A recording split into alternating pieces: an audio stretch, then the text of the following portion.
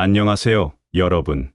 오늘 들려드릴 이야기는 제가 직접 겪은 일입니다. 2년 전, 저는 국내 대기업의 반도체 엔지니어로 일하고 있었습니다.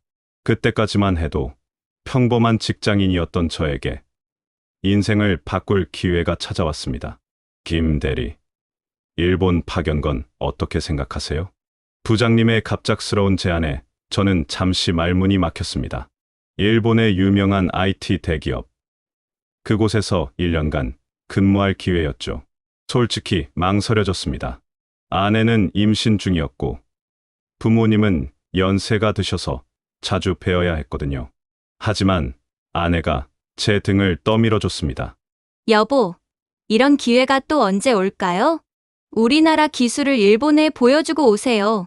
제가 부모님 모시고 있을 테니까 걱정 마요. 그렇게 저는 2023년 3월 벚꽃이 피기 시작하는 도쿄로 향했습니다. 공항에서 회사 차량이 저를 맞이했고 깔끔한 정장을 입은 일본인 직원이 정중하게 인사했습니다. 그때만 해도 좋은 인상을 받았죠. 안녕하세요. 김상우입니다. 잘 부탁드립니다. 어색한 일본어로 인사를 건넸지만 돌아온 반응은 차갑기만 했습니다. 회사는 도쿄 신주쿠의 50층 빌딩이었습니다. 엘리베이터를 타고 올라가면서 가슴이 두근거렸어요. 드디어 일본의 기술력을 직접 볼 수 있다는 기대감이었죠. 그런데 사무실에 들어서는 순간 분위기가 이상했습니다.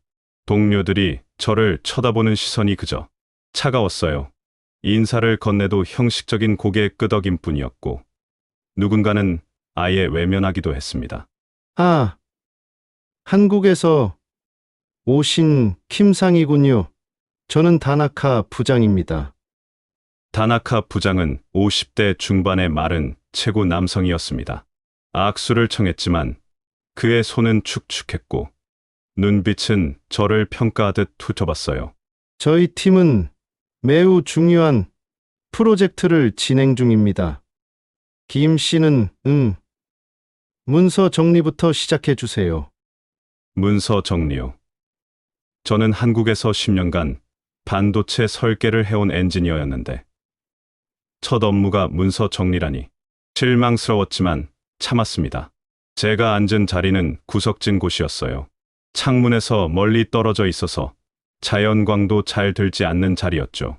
옆자리 야마다 씨는 저를 힐끗힐끗 쳐다보며 뭔가 불편해하는 기색이 역력했습니다. 첫 번째 회의가 있던 날을 잊을 수 없어요. 반도체 칩 설계에 관한 회의였는데 제가 한국에서 익힌 경험을 바탕으로 의견을 냈습니다. 이 부분에서 전력 효율성을 높이려면 트랜지스터 배치를 이렇게 변경하는 것이 어떨까요? 회의실이 갑자기 조용해졌어요. 모든 시선이 저에게 집중됐죠. 그런데 그 시선들이 곱지 않았습니다. 김상의 의견은 참고하겠습니다. 다나카 부장의 말은 정중했지만 어조에서 별로 중요하지 않다는 뉘앙스가 느껴졌어요. 실제로 제 의견은 회의록에도 기록되지 않았습니다. 그날 저녁 숙소로 돌아가는 지하철 안에서 아내에게 전화를 걸었습니다. 여보, 어때요? 잘 지내고 있어요? 아내의 목소리를 들으니 갑자기 눈물이 날 것 같았어요. 하지만 걱정 끼치고 싶지 않아서 밝게 대답했죠. 응. 잘 지내고 있어. 회사 사람들도 친절하고 업무도 재미있어. 거짓말이었습니다. 하지만 아내가 안심하는 목소리를 들으니 그것만으로도 위로가 됐어요. 다음 날부터 상황은 더욱 악화됐습니다. 동료들은 저와 눈을 마주치려 하지 않았고 업무 관련 대화도 최소한으로만 했어요. 심지어 제가 질문을 해도 바쁘다며 대충 넘어가는 경우가 대부분이었습니다. 점심시간이 가장 힘들었어요. 다른 동료들은 335 모여서 도시락을 먹거나 근처 식당에 가는데 저는 항상 혼자였습니다. 한 번은 용기를 내서 다나카 부장 일행에게 다가갔어요. 같이 점심 드실까요?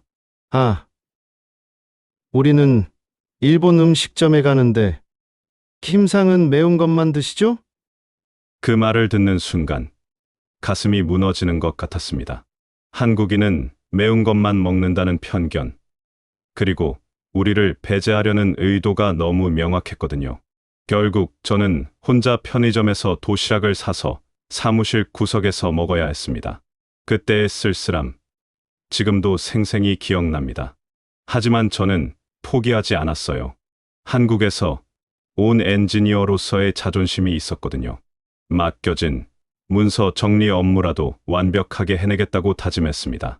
파견 생활 한 달이 지나갈 무렵, 저는 이미 투명인간이 되어 있었습니다. 아침에 출근해서 오하이오, 고자이마스라고 인사해도 대부분 못 들은 척했고, 업무는 여전히 단순한 문서 작업뿐이었어요. 그런데 정말 견디기 힘든 순간이 찾아왔습니다. 회사에서 신입사원 환영회가 있던 날이었어요. 저도 파견 직원이지만 팀원이니까 참석하라고 했습니다. 이자카야에 도착했을 때 분위기는 이미 무르익어 있었어요. 동료들은 맥주를 마시며 즐겁게 대화하고 있었는데 저는 구석 자리에 앉아 있을 수밖에 없었습니다. 건배. 모두가 잔을 들 때 저도 함께 잔을 들었지만 아무도 저와 건배하려 하지 않았어요. 그냥 공중에 잔을 든 채로 서 있어야 했죠. 술이 조금 돌자 분위기가 더욱 자유로워졌습니다. 그런데 사토 과장이 갑자기 제게 말을 걸었어요. 김상, 한국 음식은 정말 맵죠? 김치만 먹고 살면 건강에 안 좋을 텐데. 주위 사람들이 웃기 시작했어요. 저는 당황해서 어떻게 대답해야 할지 몰랐습니다. 아니에요. 한국에도 다양한 음식이. 하하, 그래도 한국은 아직 기술력이 많이 부족하죠? 우리가 가르쳐줘야 할 것이 많을 텐데. 그 순간 정말 화가 났어요. 하지만 참았습니다. 여기서 감정을 드러내면 더 큰 문제가 될 것 같았거든요. 한국도 반도체 분야에서는 많은 발전을. 뭐 그렇겠죠? 하지만 역시 원조는 일본이니까. 다른 동료들도 맞장구를 쳤어요. 그러게요. 한국 기술은 일본 기술을 따라한 것이 많죠. 복사 기술은 뛰어나다고 들었어요. 하하. 그 웃음소리가 제 가슴을 찔렀습니다. 저는 더 이상 참을 수 없어서 일어났어요. 죄송하지만 먼저 들어가겠습니다. 몸이 좀 안 좋네요. 벌써 가세요? 아직 시작도 안 했는데. 사토 과장의 목소리에는 비웃음이 섞여 있었어요. 저는 대답하지 않고 그냥 나왔습니다. 밖에 나오니 차가운 밤 공기가 뺨을 스쳤어요. 그제야 눈물이 났습니다. 한국에서는 인정받는 엔지니어였는데 여기서는 이런 취급을 받아야 한다니 정말 억울했어요. 숙소로 돌아가는 길에 한국 마트를 발견했습니다. 들어가 보니 라면, 김치, 고추장, 고향의 냄새가 났어요. 라면 하나를 사서 숙소에서 끓여 먹는데 왠지 더 슬퍼졌습니다. 그날 밤 아내에게 전화했어요. 여보, 잘 지내고 있어요? 응. 그런데 목소리가 이상해요. 무슨 일 있어요? 역시 아내는 제 목소리만 들어도 알아채더라고요. 아니야. 그냥 조금 피곤해서. 정말요? 힘들면 언제든지 말해요. 우리가 버팀목이 되어줄게요. 아내의 따뜻한 말에 눈물이 또 났습니다. 하지만 걱정 끼치고 싶지 않아서 애써 밝은 목소리로 대답했어요. 그 후로도 힘든 날들이 계속됐습니다. 점심시간마다 혼자 편의점 도시락을 먹었고 회의에서 의견을 내도 항상 무시당했어요. 심지어 제가 제출한 보고서에 오타가 있다며 다시 작성하라고 하는데 확인해보니 일본어 표현의 미묘한 차이였어요. 일부러 흠을 잡는 것 같았습니다. 그런데 2주 정도 지났을 때 구세주 같은 사람이 나타났어요. 같은 한국 회사에서 파견 온 박 차장님이었습니다. 김 대리님 맞죠? 저도 한국에서 왔어요. 박성민이라고 합니다. 점심시간에 편의점에서 만난 박 차장님은 따뜻하게 인사해 주셨어요. 여기 적응은 어때요? 잘 지내고 있습니다. 제가 애매하게 대답하자 박 차장님이 웃으셨어요. 저도 처음에 많이 힘들었어요. 같이 점심 드실까요? 그렇게 저는 처음으로 일본에서 함께 식사할 사람을 만났습니다. 근처 한국 식당에서 김치찌개를 먹으며 닭 차장님이 말씀하셨어요. 여기 사람들, 처음에는 다 그래요. 하지만 실력으로 인정받으면 태도가 바뀝니다. 참고 견디세요. 정말 그럴까요? 제가 보장해요. 김 대리님도 분명 기회가 올 거예요. 박 차장님의 말에 조금이나마 위로가 됐습니다.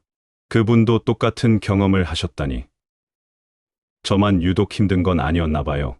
그런데 어떻게 인정받으셨어요? 저는 운이 좋았죠. 우연한 기회에 제가 잘하는 분야에 문제가 생겨서 해결해 줬거든요. 그 후로 조금씩 달라졌어요. 박 차장님의 이야기를 들으니 희망이 생겼습니다. 저에게도 그런 기회가 올까요? 그날 밤 숙소에서 한국의 기술 뉴스를 찾아봤어요. 우리나라 반도체 기업들이 세계 시장에서 얼마나 활약하고 있는지 보니 자존감이 회복됐습니다. 맞아. 나는 그런 회사에서 10년간 일한 엔지니어야. 여기서 포기할 수 없어. 그렇게 다시 마음을 다잡았습니다. 언젠가는 제가 가진 실력을 보여줄 기회가 올 거라고 믿으며 하루하루를 버텨냈어요. 파견 생활 2달째. 저는 이미 사무실에 가구가 되어 있었습니다. 아침에 출근해서 조용히 앉아 문서 작업을 하고, 점심은 혼자 먹고, 저녁에 퇴근하는 일상의 반복이었어요. 그런데 어느 날 아침, 사무실 분위기가 심상치 않았습니다. 평소보다 일찍 출근한 임원들이 회의실에서 긴급 회의를 하고 있었고, 직원들은 모두 긴장한 표정이었어요. 무슨 일이 일어난 걸까? 제 옆자리 야마다 씨에게 조심스럽게 물어봤지만 그는 여전히 저를 못 본 척했습니다. 점심시간에 박 차장님을 만났을 때 그분이 먼저 말씀하셨어요. 김 대리님, 혹시 들었어요? 회사에 큰일이 났다고 하던데. 무슨 일인가요? 정확하지는 않지만 인공지능 서버용 반도체 칩에 문제가 생겼다고 해요. 이 회사의 핵심 프로젝트인데 치명적인 오류가 발견됐다고 하더라고요. 그 말을 듣는 순간 제 가슴이 두근거렸습니다. 인공지능 서버용 반도체라니. 그것은 제가 한국에서 가장 많이 다뤄본 분야였거든요. 오후에 사무실로 돌아오니 분위기가 더욱 심각해져 있었어요. 다나카 부장은 얼굴이 새하얗게 질려 있었고, 연구진들은 모두 컴퓨터 앞에서 밤새 작업한 듯한 모습이었습니다. 이상하다. 분명히 시뮬레이션에서는 문제가 없었는데 발열량이 예상보다 30% 높아요. 이대로는 상용화가 불가능합니다. 처리 속도도 목표치의 70%밖에 안 나와요. 연구진들의 대화를 들어보니 상황이 정말 심각했습니다. 인공지능 서버용 반도체 칩이 과열되고 속도도 느리고 심지어 데이터 손실까지 일어나고 있다는 거였어요. 그날 저녁 늦게까지 회사에는 불이 켜져 있었습니다. 임원진들이 계속 회의를 하고 있었고, 연구진들은 밤새 원인을 찾으려고 애쓰고 있었어요. 다음 날 아침, 더 충격적인 소식을 들었습니다. 본사에서 특별팀을 파견한다고 합니다.